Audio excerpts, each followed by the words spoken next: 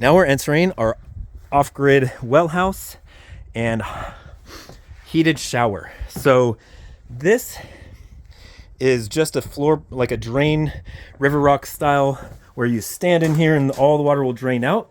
We have a propane powered hot water on demand system for this one. As long as the water is on, so this handle is up, this valve is flowing open, then all you have to do is hit this button, the back side, and that will then turn on the tank.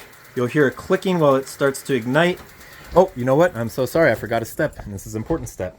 You do need to make sure you turn the gas on first. So if you hear a click, click, click, click, click, that means that the gas is not on. And once we turn the gas on, turn this on, you heard a few clicks, and then it immediately caught, and now you can see the water temperature there. Now, it's going down rapidly because this is fresh well water, but this thing works really well. It gets up to temp in just a minute or two. I have it set for summertime, and you can adjust it as necessary, but that is obviously an amenity that's included. I've got some biodegradable shampoos and soaps coming in the delivery, so that'll be available for camper use, and we ask that you please just use those provided biodegradable, earth-friendly products. My mission is self-reliance through sustainable living, and we're here to build a community.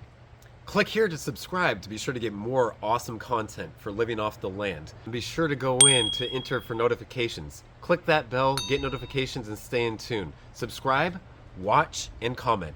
Let's build a community. See you soon.